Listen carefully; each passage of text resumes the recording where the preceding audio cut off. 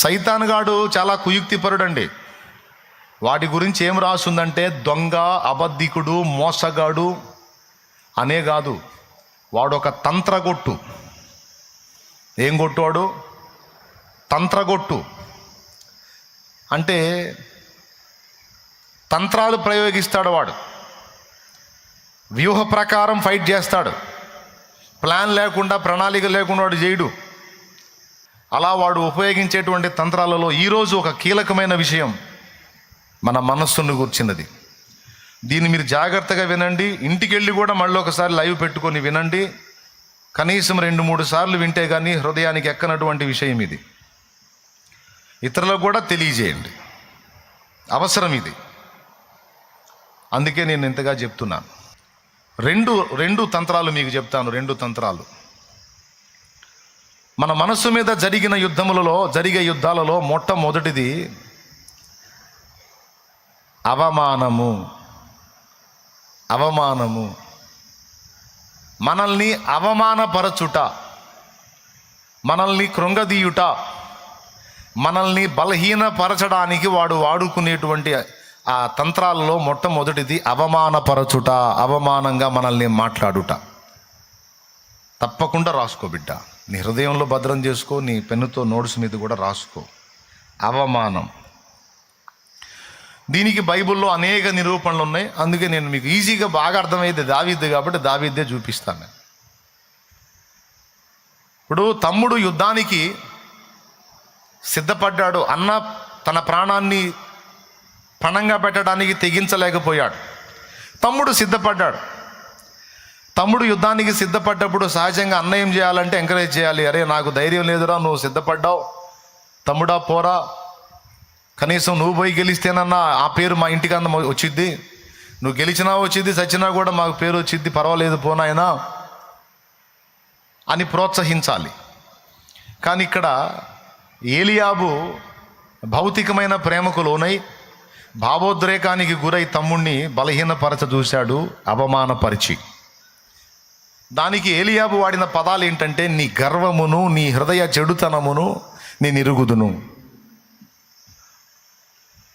తమ్ముడిని ఏమని మాట్లాడుతున్నాడంటే కృంగదీయటానికి, వాడు యుద్ధానికి పోకుండా ఆగుతాడేమో అని ఇట్లాంటి పదాలు వాడుతున్నాడు. ఏమని వాడాడంటే నీకెంత గర్వమో నాకు తెలుసురా, నీ హృదయం ఎంత చెడిపోయిందో నాకు తెలుసు, నువ్వు అట్లాంటోడివిరా ఇట్లాంటోడివిరా అని తమ్ముడిని అవమానపరిచి మాట్లాడాడు. నీ వల్ల గాంధీ తమ్ముడు చేయటానికి సిద్ధపడ్డప్పుడు తమ్ముడిని ప్రోత్సహించాలి. తమ్ముడా నా వల్ల కాలేదు, నువ్వు చేస్తున్నావు, సంతోషం నాయనా అని ఎంకరేజ్ చేయాలి. కానీ డిస్కరేజ్ చేస్తూ ఉన్నాడు, అవమానపరుస్తూ ఉన్నాడు. తద్వారా తన తమ్ముడి మనసుని కృంగదీయాలని ఒక యుద్ధంలాగా చేస్తున్నాడు తమ్ముడి మనస్సు మీద. మన మనస్సుని కృంగదీయటానికి కొంతమంది వ్యక్తులు చేసే దాడి మనల్ని అవమానపరచి మానసికంగా మనల్ని బలహీనపరచడానికి ప్రయత్నించుట. ఇది నంబర్ 1. అర్తహషస్తా దగ్గర పర్మిషన్ తీసుకొని పడిపోయిన యెరూషలేం ప్రాకారాలను పునర్నిర్మించడానికి నెహెమ్యా పూనుకొని ఆయన దగ్గర నుండి సొమ్ముని, టైముని, అలాగే కావలసిన వస్తు సామాగ్రిని తీసుకొని యెరూషలేముకు వచ్చి పడిపోయిన ప్రాకారాలని పునర్నిర్మించడానికి పూనుకున్నాడు నెహెమ్యా. అలా నెహెమ్యా పూనుకొని పడిపోయిన ప్రాకారపు గోడను మళ్ళా నిర్మించడానికి బయలుదేరినప్పుడు, ఆ పని చేస్తున్నప్పుడు నెహెమ్యాకు ముందు ఎదురైంది ఏందో తెలుసా? అవమానం. టోబియా, సన్బల్లట్టు అనే దౌర్భాగ్యులు లేచి గోడ కడుతున్నాడా? గోడ కాలిపోయిన గోడ, కూలిపోయిన గోడ, పడిపోయిన గోడ కడుతున్నారా? ఎంత దృఢంగా కడుతున్నారు? వారు కట్టిన గోడ మీద ఒక నక్క ఎగిరిన ఎడల ఆ గోడ పడిపోవునంటాడు. ఏంటాడు కట్టేది గోడ? ఏందాయన చేసేది? ఏందాయన పొడిచేది? ఇలాంటి మాటలు మాట్లాడితే ఈ మాటలు తీసుకెళ్ళి నెహెమ్యాకు చెప్పారు. చూడండి, వ్యక్తులు మాట్లాడే మాటలు మన చెవికి వచ్చేటట్టు చేస్తాడు సైతాను. వ్యక్తులు అన్న మాటలు మన హృదయానికి, మన చెవికి, మన మనసుకు చేరవేస్తాడు, అది ఏదో రూపంగా. ఇక అది విన్న కాడి నుంచి ఈ మనసు దృఢంగా లేనటువంటి వాళ్ళు, ఈ మనసుని కాస్త అణుచుకునే శక్తి లేనటువంటి వాళ్ళు వెంటనే కృంగిపోయి, నీరసించిపోయి, నిరుత్సాహానికి వెళ్ళిపోయి, దిగజారిపోయి ఫైట్ మానేస్తారు,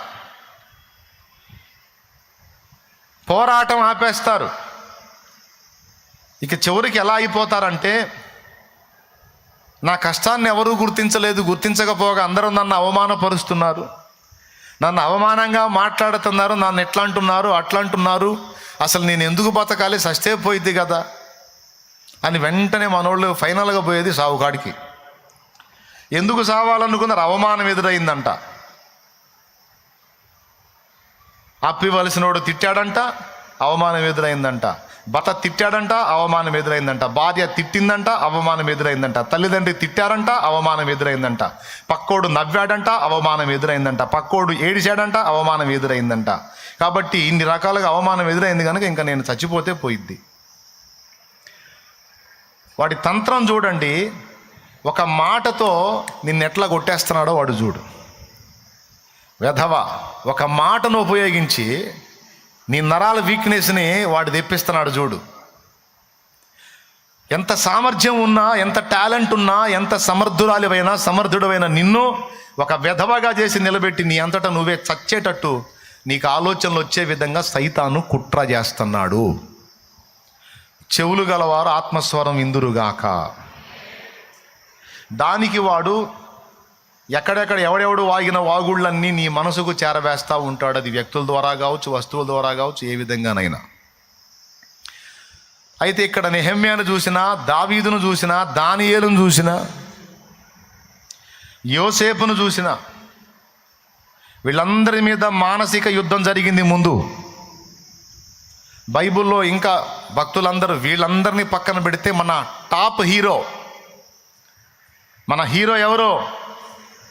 నెంబర్ 1లో యేసయ్య. యేసయ్యను కూడా మానసికమైనటువంటి వేటవాడు చేశాడు.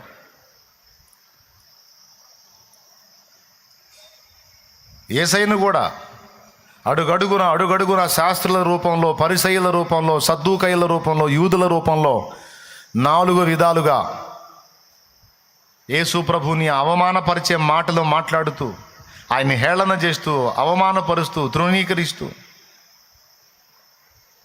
చాలా డిస్టర్బ్ చేశారు.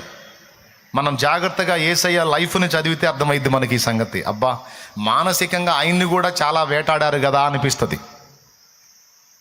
అవమానపరిచి దాన్ని బట్టి ప్రభు ఏమన్నాడు తెలుసా? ప్రవక్త స్వదేశమందు తప్ప మరి ఎక్కడ కూడా ఘనహీనుడు కాడు అనే మాట వాడాడంటే, స్వదేశమందు స్వజనుల దగ్గర ఆయనకు ఘనహీనత కలిగింది. ఘనహీనత అంటే అవమానం ఎదురైంది, తృణీకారం ఎదురైంది. సో సైతానుగాడు వాడే తంత్రాలలో మొట్టమొదటిది అవమానపరచుట. ఈరోజు కేవలం నాకు అవమానం జరిగిందని సచ్చినోళ్ళు చాలామంది ఉన్నారు. అప్పులు పాలయ్యాను, తలా ఒక మాట అందరూ నాకు అవమానమైందని ఊరేసుకున్న వాళ్ళు ఉన్నారు. అందరూ నన్ను అవమానపరిచారు, తలో ఒక మాట నన్ను మాట్లాడారు, ఎవరు నన్ను అర్థం చేసుకోలేదని సచ్చినోళ్ళు ఉన్నారు. నా కొడుకు నన్ను అవమానపరిచాడు, నా కూతురు నన్ను అవమానపరిచిందని సచ్చిన తల్లులు తండ్రులు ఉన్నారు. బాయ్ ఉన్నారా లేరా? నా బంధువుల్లో, నా చుట్టపక్కల్లో నాకు అవమానం జరిగింది, నేను ఎందుకు బతకాలని సచ్చిన వాళ్ళు ఉన్నారు. నా పిల్లలు నన్ను ఇట్లా అన్నారని చచ్చిన తల్లిదండ్రులు ఉన్నారు. నా తల్లిదండ్రి నన్ను తిట్టారు, నన్ను అవమానపరిచారు, నా ఫ్రెండ్స్ ముందు నా పరువు పోయేటట్టు చేశారు అని సచ్చిన పిల్లలు ఉన్నారు. ఎందుకు అలా అయ్యారు? అవమానం. మనకేమనిపిస్తుంది? అవమానం అంటే ఏముందిలే అనిపిస్తుంది. కానీ అది మన అనుభవంలోకి వచ్చినప్పుడు దాన్ని జీర్ణించుకోవటం మన మనసుకు చాలా కష్టం. కానీ ఇక్కడ దేవుడు మనతో మాట్లాడుతున్న మాట ఏంటంటే, నా భక్తులు ఎదుర్కొన్నారు, భూమి మీదికి నేను వచ్చినప్పుడు కూడా దాన్ని నేను ఎదుర్కొన్నాను. అపవాది తంత్రములలో మనల్ని అవమానపరచుట ఒకటి. ఆ వ్యాఖ్యలు మన మనసుకు వచ్చేటట్టు చేసి తద్వారా మనసును కృంగదీసి మనల్ని పనికి రాకుండా చేయటం వాడి తంత్రం. జాగ్రత్తగా విను, తీసుకో, మైండ్లోకి, హృదయంలో తీసుకో. ఈరోజు చెప్పే ఈ సందేశం పోగొట్టుకున్నారా చాలా దెబ్బతింటారు. మీరైనా నేనైనా ఎవడు మిస్ కావద్దు ఈరోజు, సేవకులు కూడా. మొదటిది ఏం చెప్పాను? అవమానం. అన్ని ఆ అక్షరం మీదే చెప్తా, జాగ్రత్తగా వినండి. కాబట్టి ఇక్కడ మనం గమనించాల్సింది, ఎవడైనా నిన్ను అవమానపరుస్తున్నాడు అంటే సైతానుగాడు నిన్ను గలిబిలి చేస్తాడు. నువ్వు చేయాల్సింది ఏంటంటే అవమానమును లక్ష్య పెట్టవద్దు. అవమానమును లక్ష్య పెట్టవద్దు, లక్ష్య పెట్టొద్దు, పట్టించుకోవద్దు. దాన్ని దులిపివేయి. దాన్ని తీసుకున్నావా, వికెట్ ఎగిరినట్టే, నీ వికెట్ అవుట్. అవమానం ఎదురైందా, ఛాలెంజ్గా తీసుకో, ఛాలెంజ్గా తీసుకో, సవాల్గా తీసుకో, రోషం తెచ్చుకో. దాన్ని బట్టి నీ మనసును ఇంకా రేపుకో, కానీ దాన్ని చూపించి నీ మనసును కృంగదీసే సైతానుకు మాత్రం ఛాన్స్ ఇవ్వద్దు. ఓకేనా? ఏం చేస్తావు? అవమానం ఎదురైతే నీకు దాన్ని తీసుకొని కృంగిపోతావా, ఛాలెంజ్గా తీసుకొని రేగుతావా? దావీదు ఏం చేశాడో తెలుసా? తన అన్న తనను అవమానపరిచి నలుగురిలో మాట్లాడిన మాట, పెద్దన్న ఏలియాబు పలికిన మాట, నీ గర్వము, నీ హృదయపు చెడుతనం, నాకు తెలుసురా, యుద్ధం చూడటానికేగా నువ్వు వచ్చింది అని నలుగురిలో పట్టుకొని అట్ట మాట్లాడితే తమ్ముడికి అవమానం కదా. ఏం గర్వం చూసావన్నా నా దగ్గర? ఏం చెడిపోయింది నా హృదయం? ఎక్కడ నువ్వు తేడా చూసి ఈ మాట మాట్లాడుతున్నావు అనాలి. ఏమనలా,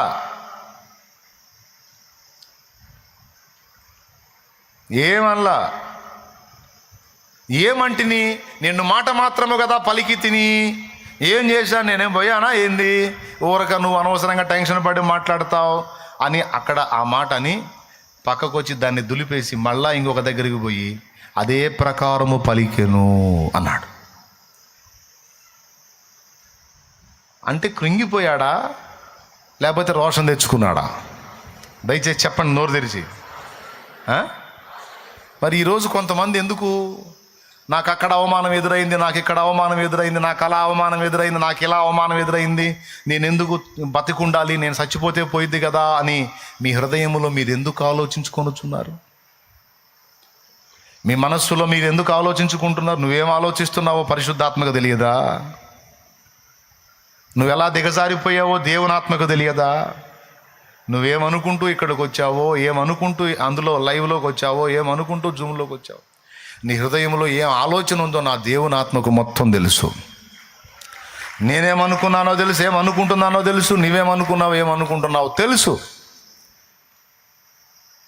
కాబట్టి బిడ్డలారా, ప్రేమతో చెప్తున్నా, రెండు చేతులు నమస్కరించి చెప్తున్నా, దయచేసి వాడు కృంగదీయటానికి నీ మనస్సు మీద యుద్ధం చేస్తాడు.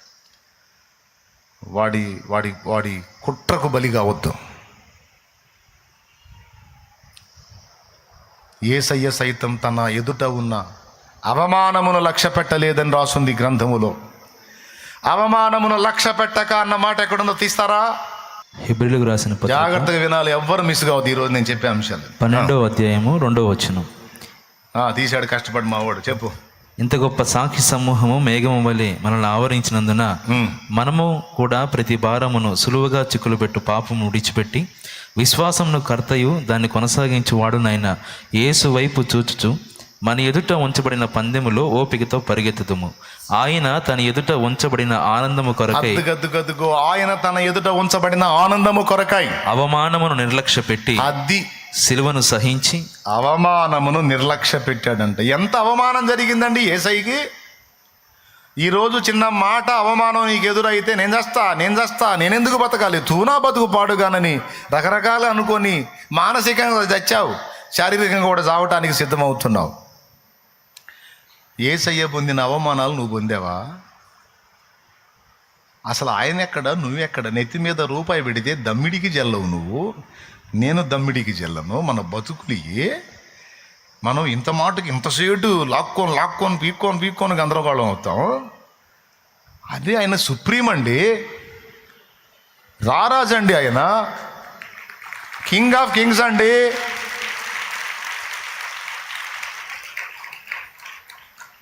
అలాంటి మహిమను వదిలిపెట్టి భూమి మీదకి వచ్చి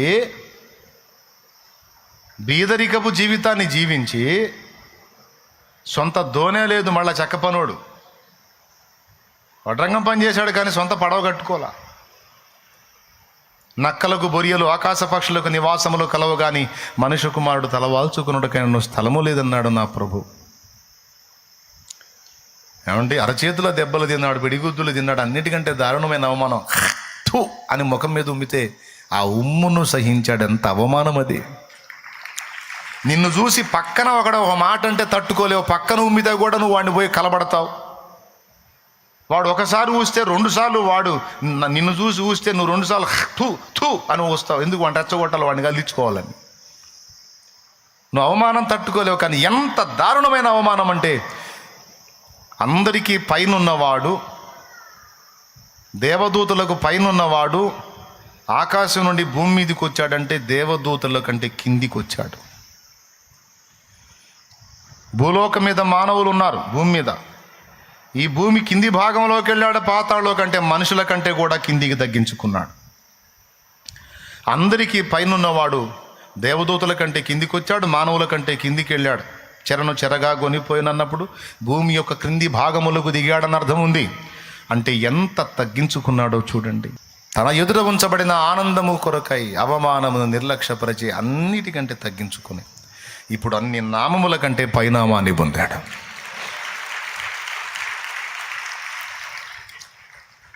కాబట్టి నీవు ఈరోజు ఎదురైన అవమానాన్నే చూస్తున్నావు, కానీ రేపు దేవుడు నిన్ను ఘనపరచబోతున్న సంగతి నువ్వు ఎందుకు దృష్టించవు?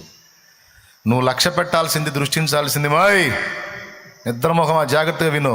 నిద్ర పోవట్లేదులే, పోతాయని అనుమానంతో చెప్తున్నా బాయ్. నువ్వు కూడా ఈరోజు నువ్వు ఎదుర్కొంటున్న అవమానకరమైన పరిస్థితులను నీవు నిర్లక్ష్యపరిచి నా దేవుడు నీకు ఇవ్వబోతున్న ఘనమైన భవిష్యత్తు మీద దృష్టి పెట్టు. ఏం భయపడవాకు, కృంగిపోవాకు, నిరాశకు తాపివ్వవా. ఎన్నైనా రాని అవమానాలు రాని, అవన్నీ నిన్ను రెచ్చగొట్టని, అంతేగాని కృంగదీయటానికి ఛాన్స్ ఇవ్వద్దు. కొంచెం మెత్తబడ్డావా వాడు వేట మొదలు పెడతాడు. ఒక అవమానానికి నువ్వు బలహీనపడ్డావంటే, ఒక అవమానానికి నువ్వు జడిసావంటే ఇక అన్నీ అయ్యే వచ్చేటట్టు చేస్తాడు వాడు. ఆహా కొద్దిగా లొంగాడండి, ఇక వదిలిపెట్టకూడదు, కాస్త లొంగిందండి ఈ పాయింట్లో, ఇంక వదిలిపెట్టకూడదు, ఇంకా లేవకుండా తొక్కాలని పదే అయ్యే ఎదురయ్యేటట్టు చేసి నీ మనసును కకావికలం చేసి నేను అడుగు కూర్చోబెడతాడు. కాబట్టి నువ్వు అలాంటి కృంగుబాటుకు ఎడమియొద్దు. క్లియర్గా అర్థమైందా? రైట్, అయిపోయింది మొట్టమొదటిది.